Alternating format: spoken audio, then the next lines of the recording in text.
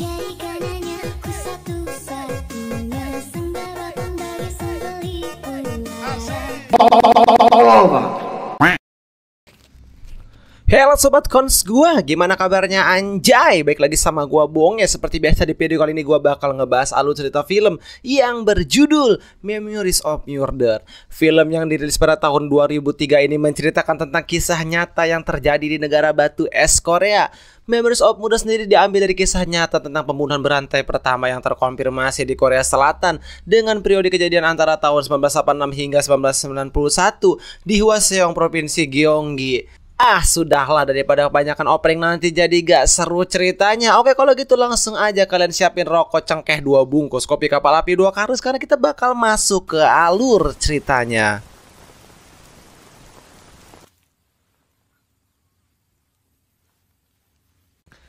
Film yang berlatar pada tahun 1986 ini memperlihatkan kepada kita pemandangan sawah yang sangat luas. Di scene kali ini juga gue bakal ngendalin ke kalian dengan detektif yang bernama Song Kang Ho. Untuk mempersimpel kita sebut aja detektif Ho. Dalam film ini detektif Ho menerima laporan tentang pembunuhan seorang wanita yang terjadi di persawahan di desa itu. Ketika ia sedang mengecek sebuah gorong-gorong, ternyata benar saja ada seorang mayat wanita yang sudah mokat dengan keadaan yang sangat memprihatinkan. Tak hanya itu, pakaian wanita itu pun turut dilucuti dari tubuhnya. Kemungkinan ia diperkosa sebelum nyawanya direnggut oleh sang pelaku. Untuk mengungkap kasus ini, detektif Ho mendatangkan semua orang yang pernah dekat dengan si korban. Dari mulai anak pang, sugar glider, guru TK sampai kurir sabu pun ia interogasi serta didokumentasi guna mempermudah penyelidikan.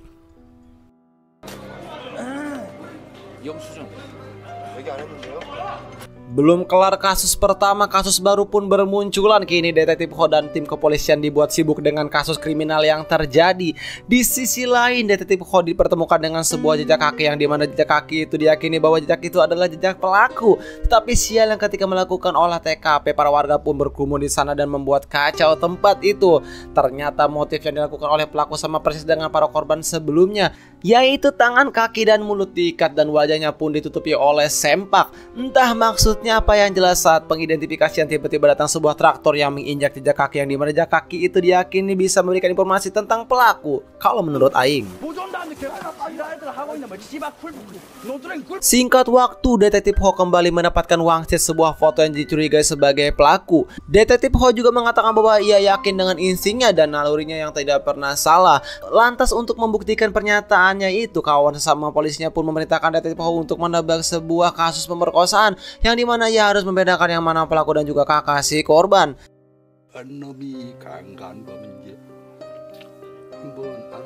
Halah, daripada capek harus menerawang kayak Mama Lemon, detektif Ho pun lebih memilih ngentuy untuk menambah stamina. Selepas ganti oli buat si Johnny, si Inci pun menceritakan tentang sebuah keluarga yang bernama keluarga baik, yang dimana keluarga itu mempunyai track record pernah membunuh seorang wanita. Dan kebetulan juga di keluarga baik itu mempunyai seorang anak laki yang agak sedikit, itulah pokoknya anak itu bernama Kwang Ho. Si Inci juga menceritakan bahwa di setiap harinya Kwang Ho hanya membuntuti sang korban yang bernama Hyang Sok. Karena mendengar hal itu, detektif Ho pun langsung mencurigai Kwang Ho adalah pelakunya.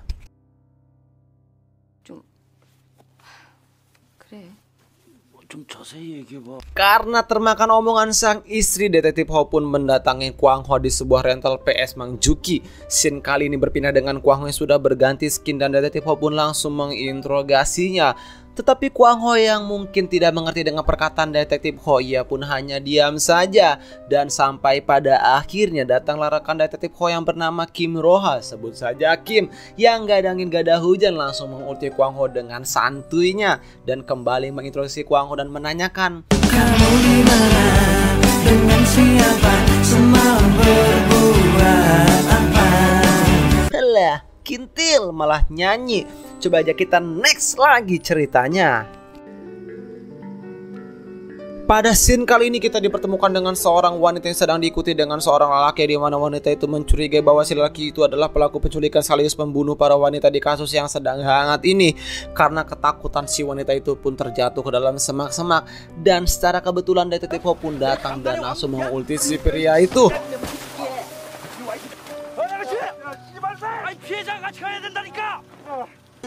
Oh my Bang Messi, ternyata pria ulti itu adalah rekan sama detektifnya yang bernama Kim Sang Kyung. Biar gampang kita sebut saja Kyung, yang datang dari ibu kota Korea yaitu Seoul, yang akan membantu detektif Ho dalam pengungkapan kasus ini.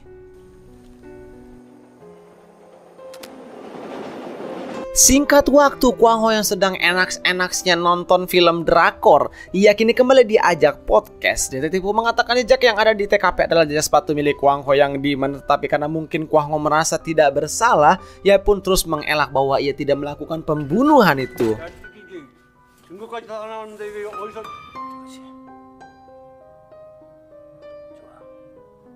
또 왔나 이 새끼야 여기가? 야, 나 여기 어디 알아? 너 파묻으러 왔어. Untuk mendapati informasi lebih lanjut, detektif Ho pun mengajak Kwang Ho pergi ke dalam hutan. Ternyata dalam hutan pun Kwang Ho menceritakan semua kejadian yang terjadi pada si korban. Kwang Ho mengatakan bahwa Hyung Suk sebelum tewas dirinya disiksa terlebih dahulu seperti leher dicekik dengan BH, kepala serta wajah ditutupi dengan sempak Firaun. Karena hal itulah Hyung Suk terbunuh dengan cara menganehkan. 새끼가 정말 잘 나가다가. 야 이게. 뭐 그래. 야 얘들 집합했냐? 차 타임봐. Singkat waktu lagi pagi pun tiba, kini para kepolisian kembali mengadakan olah TKP. Dan tak lupa juga mereka pun berfoto untuk mengabadikan momen sebelum penyelidikan dimulai. Tetapi detektif Kyung yang merasa bahwa Kwang Ho tidak bersalah, ia pun memegang tangannya untuk memastikan bahwa Kwang Ho bukanlah pelakunya. 젓가락질도 제대로 못하겠다. 그지? 저 자식이 저기 딴소리하고 여기 맞잖아 임마. Singkat waktu lagi nih ketika mereka sudah sampai di TKP, detektif Kyung tetap bersikeras mengatakan bahwa Kwang Ho bukanlah pelakunya karena dari jari tangan Kwang Ho itu tertutup rapat oleh selaput yang tidak mungkin ia bisa menikam korban. Buat megang sumpit aja nggak bisa, kata detektif Kyung. Pada saat reka ulang kejadian, tiba-tiba ayah Kwang Ho datang yang membuat suasana oleh TKP pun jadi amburadul. Karena pada saat olah TKP para warga dan wartawan malah mosing, akhirnya detektif Ho pun menjelaskan kasus ini secara detail di dalam kantor. Detektif Ho mengatakan bahwa para korban terbunuh pada setiap hujan di malam hari sedang berlangsung.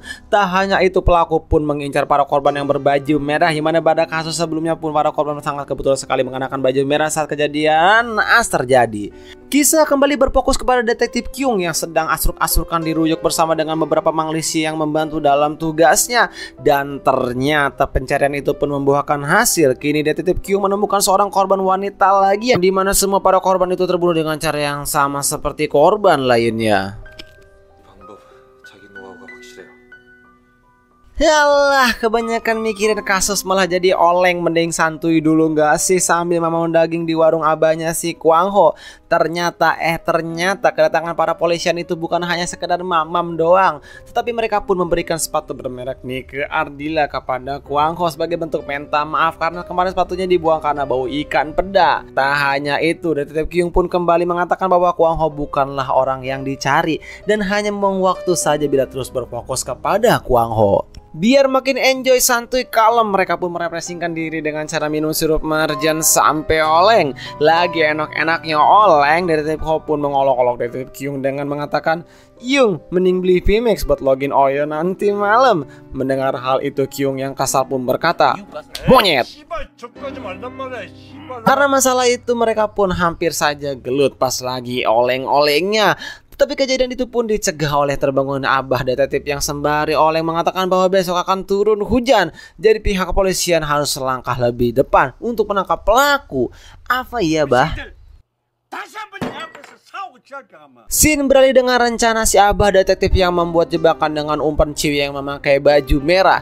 Dan benar saja, Ciwi itu diikuti oleh videografer di balik pepohonan yang disuruh sutradara untuk menjalankan misi dengan sempurna. Para kepolisian itu pun memantau Ciwi-Ciwi itu dari dalam mobil. Tetapi berjam-jam menunggu sang pelaku yang tidak ada ujungnya, akhirnya mereka pun berteduh di sebuah gubuk oleng guna untuk rehat sebentar. Dari kejauhan terlihat dua orang Ciwi yang sedang berjalan sambil hujan-hujanan dan mereka pun diajak masuk terlebih dahulu buat neduh di gubuk oleng. Di dalam gubuk oleng itu, kedua cewek SM itu tiba-tiba mengatakan bahwa ada orang edan yang tinggal di dalam WC sekolah itu dan mengatakan bahwa ia akan keluar pada malam hari dengan cara mengendap-endap. Apakah ODGJ itu pelakunya? Scene beralih kepada seorang wanita yang tidak dijelaskan identitasnya yang sedang menelepon seorang untuk membawakan payung dan menjemputnya di sebuah pabrik dekat rumahnya itu. Ketika ia sedang berjalan, ia pun merasakan ada seorang yang terus membuntutinya dan tiba-tiba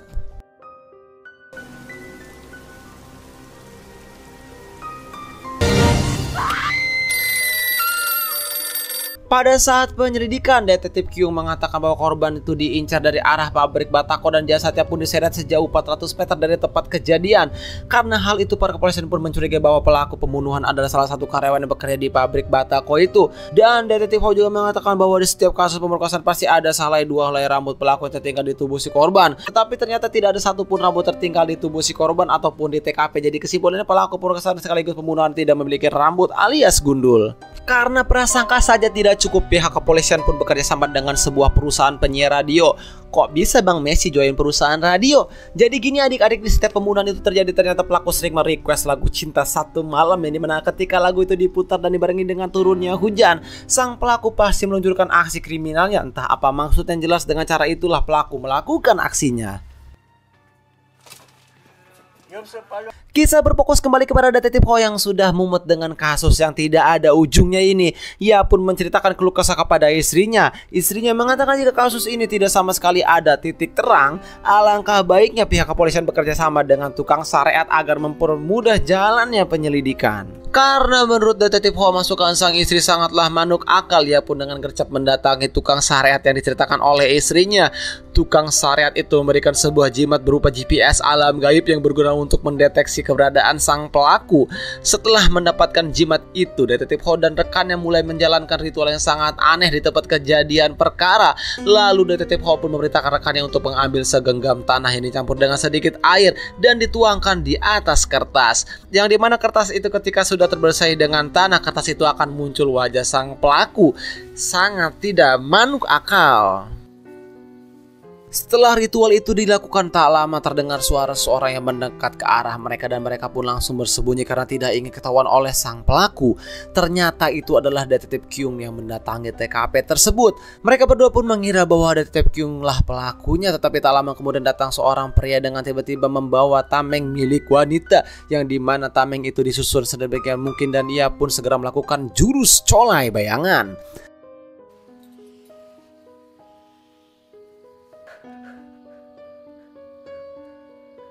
Karena hal itulah para detektif langsung mengklaim bahwa ia adalah pelakunya. Karena dari gerak-geriknya dan perilakunya yang tidak manuk akal. Ketika hendak menangkap si Mamang Colai, tak sengaja rekan detektif Ho pun menginjak ranting kayu yang membuat si Mamang curiga bahwa ada seorang yang memperhatikannya. Dan benar saja si Mamang Colai pun kembali asruk-asrukan karena takut aksi tolilnya ketahuan. Si Mamang Colai pun harus kejar-kejaran dengan para detektif kepolisian hingga masuk ke dalam pemukiman. Dan sialnya para detektif itu pun harus kehilangan jejak si Mamang Colai. Oh iya, jelas abis ganti oli ya cepet dong larinya. Karena sudah merasa kehilangan jejak si Mamang Colai, mereka pun berniat untuk berpencar. Tetapi rekan detektif Ho menemukan si Mamang Colai berlari ke arah pabrik batako.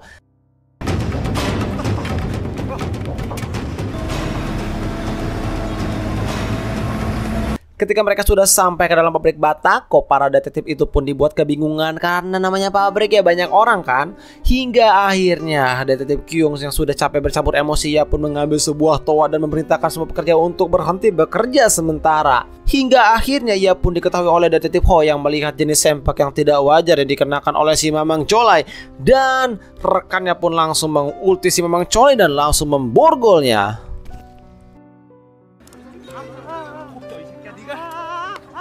Scene kali ini kita berfokus kepada si Mamang Colai yang sedang diajak podcast oleh detektif Ho. Si Mamang Colai mengatakan, saya cuma ganti oli doang Kang, sumpah.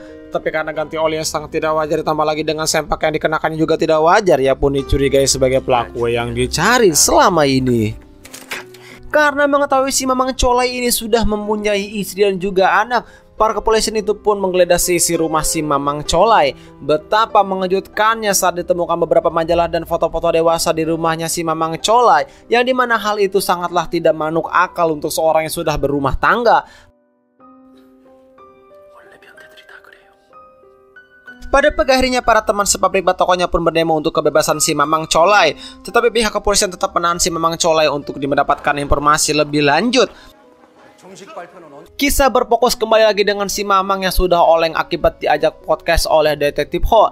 Ia mengatakan bahwa ialah yang membunuh salah satu korban pada saat itu. Ia mengatakan bahwa ia memukul, memutar, menjilat, nyelupin si pelaku hingga pingsan. Dirasa sudah pingsan, si Mamang pun menghampirinya dan sial yang kepala si Mamang harus tergeprek oleh batu yang menjadi bentuk bela diri dan perlawanan dari tingkah laku si Mamang. Si Mamang mengatakan ia pun pingsan dan tiba-tiba berada di dalam sebuah toilet sekolah, yang dimana ketika ia menceritakan soal toilet, Detektif Kyung pun menghentikan pembicaraan si Mamang dan mengatakan, ente tahu dari mana soal toilet? Si Mamang hanya menjawab, dari majalah Bobo, Kang. 변수에게 어디서 들은 거야? Scene berfokus kepada Kyung yang teringat tentang seorang penguntit yang berada di toilet sekolah. Ia pun mendatangi sekolah itu dan menanyakan informasi yang lebih jelas dari salah seorang murid di sekolah itu. Bukannya mendapatkan informasi yang jelas, ternyata Kyung malah disuruh masang koyo di pinggang oleh salah seorang murid tersebut. Karena hal itu, Kyung harus mencari informasi itu sendiri dengan cara mendatangi toilet itu sendiri.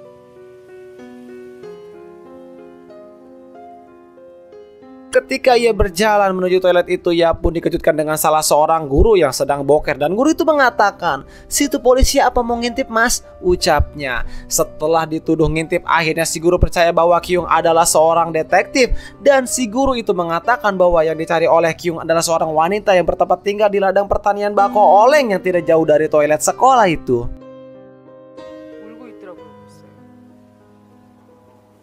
Mendengar hal itu, Detektif Kyung langsung mendatangi kediaman si wanita itu. Tetapi respon wanita itu sangat tidak baik terhadap Detektif Kyung. Ia malah masuk dan mengunci pintu gubuk olengnya. Karena kesulitan mendapatkan informasi, Detektif Kyung mendatangkan seorang detektif wanita. Karena dengan cara itulah si wanita itu bisa berkomunikasi demi mendapatkan informasi tentang si pelaku pembunuhan. Si wanita itu mengatakan hal yang ia ingat saat kejadian itu hanyalah tangan pelaku yang sangat halus seperti tangan wanita. Dan ternyata wanita yang sedang diinterogasi ini adalah salah satu seorang korban yang selamat dari pembunuhan berantai itu. 봤으면 아마 나 죽였을 거예요. Berdasarkan informasi yang didapat cukuplah valid, Detektif Kyung pun memerintahkan Detektif Ho untuk membebaskan si Mamang Chole dari tuduhan pembunuhan di kasus ini. Karena pada dasarnya ciri-ciri pelaku tidak ada sama sekali tercermin dari si Mamang Chole yang bernama Byung Sun. Tapi Detektif Ho yang merasa kesal karena usahanya selama ini tidak dihargai, ia pun akhirnya adu mekanik dengan Detektif Kyung. Si abah detektif yang mengetahui para anak buahnya sedang adu mekanik, ia pun berusaha untuk melerai perkelahian itu. Dan tak lama terdengar suara lagu dari radio yang dimana lagu itulah yang sering diputar oleh sang pelaku ketika hendak melakukan aksinya. Dan kebetulan juga pada saat musik itu diputar, seketika hujan pun turun yang membuat si abah mengkoordinir para kepolisian untuk segera siaga satu untuk mencegah terjadinya kasus pembunuhan lagi. Tetapi pada pagi harinya kembali ditemukan seorang mayat perempuan yang dimana perempuan itu bernama Misun yang berusia 28 tahun yang tewas terbunuh dengan cara yang sama dengan para korban lainnya. Kyung mengatakan Misun mokat pada jam 8 malam saat Detektif Ho dan Kyung sedang adu mekanik. Saat mayat itu diidentifikasi, dokter itu menemukan 9 buah biji salak yang bersarang di gua si wanita itu.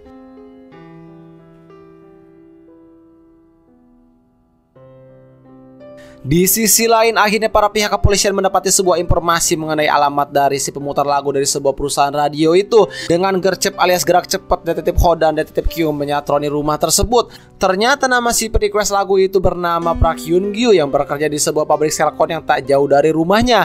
Karena tidak mau membuang waktu, para detektif itu pun langsung membawa Hyun ke markas kepolisian untuk diajak podcast. Setelah Hyun-gu mengaku sebagai sang request lagu, para pihak kepolisian langsung mendesak dirinya untuk mengakui perbuatannya. Karena berbekalkan informasi yang didapat, mulai dari tekstur tangan yang sangat halus dan lagu yang sering ia request saat hujan, para polisi meyakini bahwa Hyun-gu adalah pelakunya. Tetapi karena Hyun-gu tak kunjung mengaku dan malah mengolok-olok pihak kepolisian, akhirnya ia pun harus diulti oleh Kim yang sudah kesal oleh tingkah laku Hyun-gu. Karena hal itulah podcast pun harus dihentikan sementara. Di sisi lain, si abah yang sudah kesal dengan si Kim itu pun akhirnya membebas tugaskan Kim dari kasus ini. Bahkan si abah malah memecatnya karena Kim selalu membuat onar saat sesi podcast berlangsung. Di saat para kepolisian dibuat kebingungan dengan kasus ini, tiba-tiba Kyung teringat dengan ucapan Kwang Ho yang membuat mereka berpikir Kwang Ho bukanlah seorang pelaku, melainkan dia seorang saksi yang melihat ketika Hyun Sok itu menjadi korban pembunuhan. Dan hal itu terbukti dari sebuah rekaman saat ia diinterogasi, karena dari cara ia berbicara sama sekali tidak menggambarkan bahwa ia adalah seorang pelaku, melainkan ia adalah seorang saksi. Dengan gercepnya alias gerak cepat, para kepolisian itu pun langsung bergegas menuju kediaman Kwang Ho untuk dimintai penjelasan. Namun sesampainya di sana mereka tidak menemukan Kwang Ho di rumahnya, malah ia bertemu dengan Kim yang sedang mabok parah. Lantas detektif Ho pun menanyakan keberadaan Kwang Ho, tetapi Kim hanya diam saja tidak merespon, mungkin karena rasa kesalnya karena sudah dipecat oleh si abah detektif. Ia malah menghancurkan TV dan membuat keributan di warteg milik abahnya si Kwang Ho. Dan tak lama datang Kwang Ho yang langsung menggeprek kaki si Kim dengan potongan kayu yang terdapat paku karat. Karena mungkin takut terlibat dalam masalah, Kwang Ho pun lari ke sebuah area persawahan untuk menyelamatkan diri.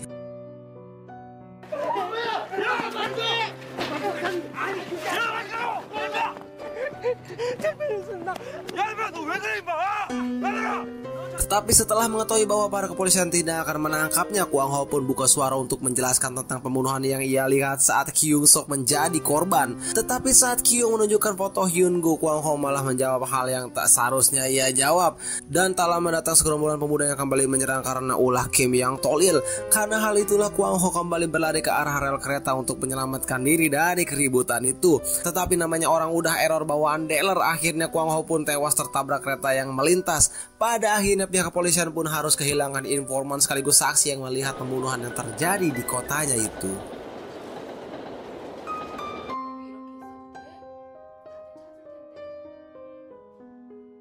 Setelah kejadian kematian Kwang Ho, banyak berita yang menyalahkan pihak kepolisian dalam kematian Kwang Ho pada malam itu, yang membuat abah detektif emosi berat seberat semen 3 roda. Tetapi emosi itu pun agak sedikit reda setelah si teteh Polwan mengatakan bahwa saat otopsi, dokter menemukan air mani milik si pelaku di tubuh si korban. Karena mendapatkan wangsit yang sangat gesit, akhirnya pihak kepolisian mendapatkan ide untuk mengakurkan DNA Hyun Go dengan air mani itu ke sebuah lab yang berada di Amerika. Karena pada saat itu di negara Blackpink tidak mempunyai alat tersebut, yang pada akhirnya pihak kepolisian membawa sampel itu ke Amerika untuk diperiksa lebih lanjut.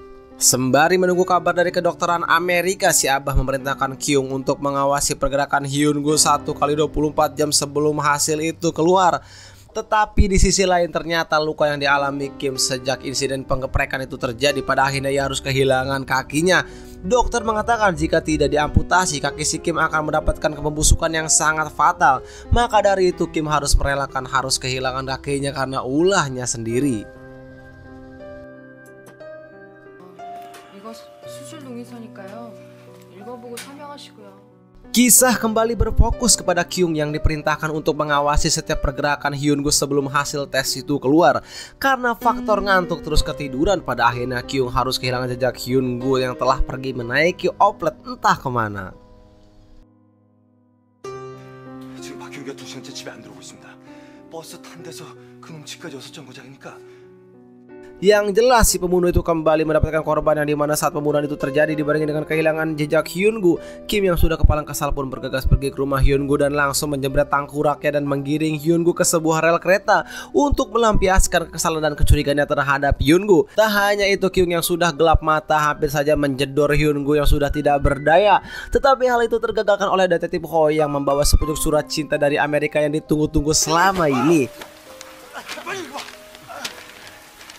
Setelah dibaca, surat itu ternyata berisi DNA yang dimiliki Hyun Go tidaklah sama dengan air mani yang ditemukan di tubuh si korban. Kyung yang masih tidak percaya dengan pernyataan itu, ia pun kembali gelap mata untuk membunuh Hyun Go yang tak bersalah itu. Tetapi untungnya detektif Ho berhasil mencegah hal itu terjadi dan membiarkan Hyun Go yang terluka untuk pergi menjauh dari mereka.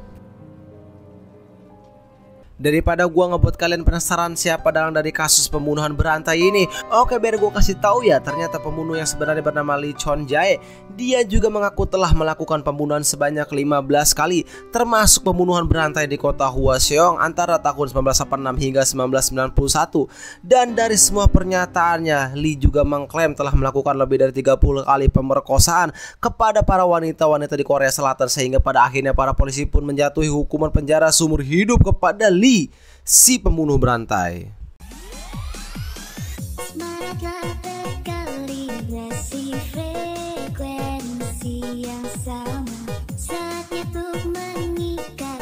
Oke lah, segitu aja. Makasih banget yang udah ngikutin alur ceritanya dari awal. Jika kalian terhibur dengan alur cerita, jangan lupa tinggalkan jejak berupa like, comment, and subscribe. Dan jangan lupa juga nyalain lonceng notifikasinya biar kalian gak ketinggalan review film terbaru dari channel ini. Oke, segitu aja. Gua Boongnya selaku CEO channel ini mau izin cabut. See you next time the video. Salam naskah film. Bye bye.